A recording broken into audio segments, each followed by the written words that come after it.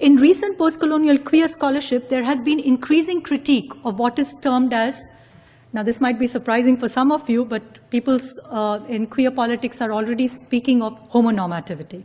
Namely, a form of queer politics that does not contest dominant heteronormative assumptions and institutions, but upholds and sustains them. It describes connections between contemporary queer civil rights politics, for instance, legal and social recognition of same-sex marriages, the increasing importance of the multi-billion-dollar pink economy through integration of gays into consumerism, through, for example, gay tourism to exotic countries, as well as instrumentalization and complicity of queer politics in legitimizing imperialism. It is lamented that consumer rights have trumped global solidarities, whereby the neoliberal agenda has taken the critical edge of queer politics. Incorporation of queers into biopolitical optimization of life, consumer markets, social recognition has transformed them from figures of death. So in the 80s, where the gay body, where the queer body was a figure of death through AIDS, and through other, I mean, they were always associated with death, the decaying queer body. Today, it has been transformed to life and productivity through gay marriage and family. Their increasing consumption capability and gender and kinship normativity has resulted in what is termed as hegemonic homonormativity. This questions the understanding of queerness as singularly transgressive of hegemonic heteronorms. Liberal underpinnings recenter the queer subject as exclusively liberatory and transgressive. Freedom from norms is coded as the queer ideal, with assimilation and transgression posited as oppositional choices. Everyone is expected to be free from the heteronorms in the same way, whereby individual agency is legible only as resistance to heteronorms, thus equating agency and resistance. So the only point of reading agency when one is talking about normative orders is in resistance to norms.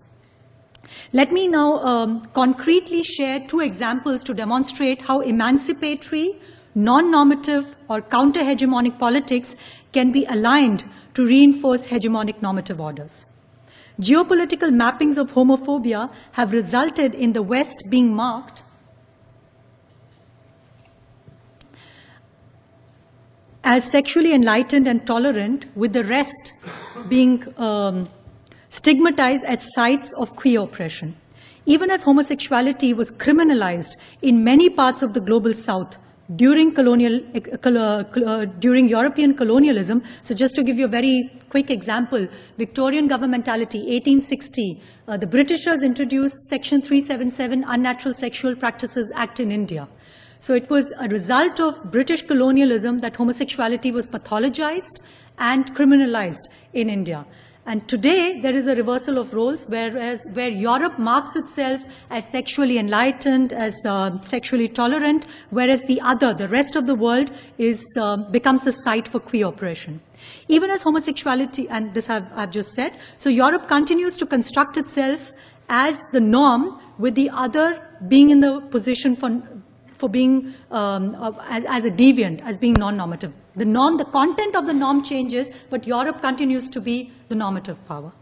As you all may be aware of, one of the questions in the naturalization test for German citizenship in some states in Germany was, the question has been withdrawn in the meanwhile, but if you all have engaged with this, everybody's familiar with Einbürgerungstest, no? So there was one question in this Einbürgerungstest, especially in Baden-Württemberg, where it was asked, how would you react if you found out that your son is gay?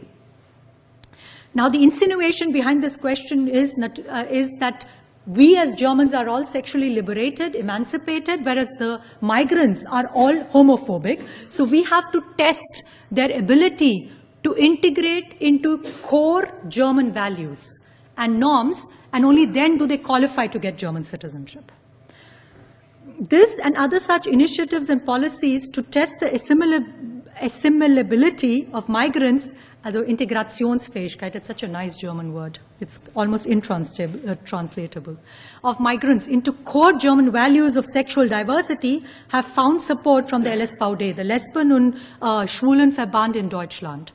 Herein, integration is posited it's very interesting what has happened in this context, because now integration is posited as a gay rights issue with the homophobic migrant and not a heteronormative society being held responsible for obstructing sexual justice. The logic is that Germany needs to protect its gays and lesbians from homophobic migrants, especially the Muslims. It was also called the Muslim test. Gay rights is no longer coded as inequality between straights and queers, rather between gay-friendly Germans and the homophobic migrants. The Simone Studie, which was commissioned by the LSVD in 2008, is commonly cited, even Süddeutsche and other liberal newspapers cite it as scientific proof of migrant youths being more homophobic than the German youth. I just want to point out here that the criteria to qualify as German in the Studie is closer to the Nuremberg codes than to current national laws. Namely, that you only qualify as German if all your 4 grandparents have had German nationality. This legitimizes the disenfranchisement of the homophobic migrants from citizenship or not having access at all, whereby one minority is played off another. The enfranchisement of one group is parasitical or at the cost of disenfranchisement of another. A journalist in the Taz commented as reaction to this Muslim test or Einbürgerungstest that even the Pope would not qualify for German citizenship if this question was the decisive issue. Another good example of Orientalist constructions of Muslim sexuality is the Abu Ghraib sexual torture scandal.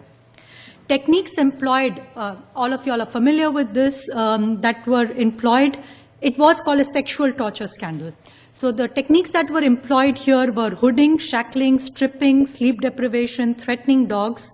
I'm sorry if these pictures offend you, but I think it's important because I'm going to analyze what happened, the reactions. I'm not going to analyze what happened there. I'm just going to analyze the reactions. So I'll go through them very quickly. Some of the members who participated in this were self-identified gays, which is why it becomes important. It relates to what I was saying earlier.